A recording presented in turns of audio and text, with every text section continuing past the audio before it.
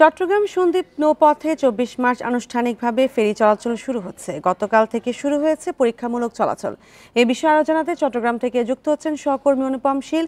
অনুপম, গতকাল থেকে তো পরীক্ষামূলক চলাচল শুরু হয়েছে, আনুষ্ঠানিক চলাচলের প্রস্তুতি কতটা এগিয়েছে? এই ঈদে জামা জুতো অ্যাক্সেসরিজের ডিসকাউন্ট। এক ঐতিহাসিক সময়ের ক্ষণ গুনছে সন্দ্বীপবাসী, পাশাপাশি চট্টগ্রামের মানুষজনও। আমরা এখন একেবারেই যে জায়গাটি থেকে, যে ফেরিঘাট থেকে এই ফেরিটি চলাচল শুরু করবে সেখানে আছি।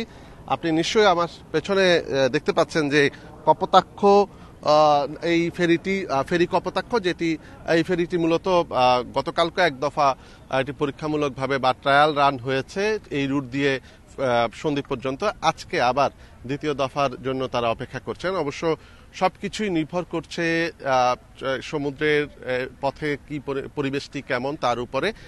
এখানে বাতাস, ঝড়ো হাওয়া কিংবা সমুদ্রের ঢেউ সবকিছু মিলিয়ে আসলে অনেক ধরনের প্রাকৃতিক বিষয়কে মাথায় রেখেই এই ফেরিটিকে আসলে ছাড়তে হচ্ছে।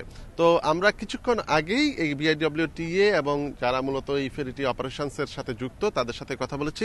তারা যেটি বলছেন যে এখানে আসলে বেশ কিছু অর্থাৎ সীমাবদ্ধতাকে সাথে নিয়েই মূলত এই ফেরিটি তারা চালু করতে যাচ্ছেন বা তারা চেষ্টা করছেন। সেক্ষেত্রে এখানে প্রধান যে সমস্যা সেটি হচ্ছে জোয়ার এবং ভাটার যে পানির তারতম্য, অর্থাৎ প্রায় আমরা দেখেছি যে এখানে প্রায় 12 ফুটের মতো পানির তারতম্য হয় জোয়ার ভাটায়, এবং এই সময়ের মধ্যে এখানে যে পল্টুন সেটি নির্দিষ্ট স্থানে রাখা এটি একটি বড় ব্যাপার। যে আসলে এখানে এই গাড়ি পল্টুনে নির্ধারিত এই বাংলাদেশে আসলে এই ধরনের আর কোনো এটি প্রথম সমুদ্র উপকূলীয় এলাকায় এই ফেরি চলাচল। এবং আমরা ইতিমধ্যে দেখছি যে একটি গাড়ি কিন্তু এখন এসেছে, এখানে উপস্থিত হয়েছে, এবং সেই গাড়িটি এখানে তারা হয়তো এভাবেই আস্তে আস্তে করে ফেরিতে করে সন্দ্বীপের অর্থাৎ বিচ্ছিন্ন যে দ্বীপ সেই দ্বীপে যাতায়াতের কার্যক্রমটি শুরু হবে।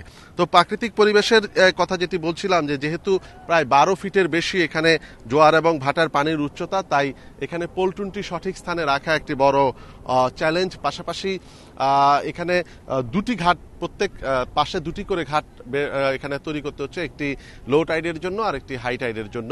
এবং সেক্ষেত্রে যদি বর্ষাকালে বিশেষ করে যদি কোনো ঘূর্ণিঝড় বা জলোচ্ছ্বাস হয়, তাহলে এই ঘাটগুলোকে রক্ষা করাটাও একটা বড় চ্যালেঞ্জ হিসেবে মনে করছে তারা।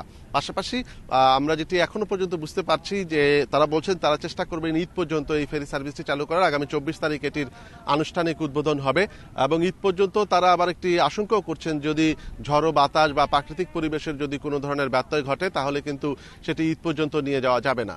অর্থাৎ এখানে সবচেয়ে বড় ফ্যাক্টর এখন প্রাকৃতিক পরিবেশ, পাশাপাশি জোয়ার ভাটার যে উচ্চতা সেটি তো আছেই, এবং এর ফলে আসলে আগামী মৌসুমে তা বোঝা যাবে যে আসলে এই পথে ফেরি চলাচল কতটা ভায়াবল হয়, এবং সেই অনুযায়ী আসলে পরবর্তী পরিকল্পনা নেওয়া হবে বলে এখানে সংশ্লিষ্টরা আমাদেরকে জানিয়েছেন।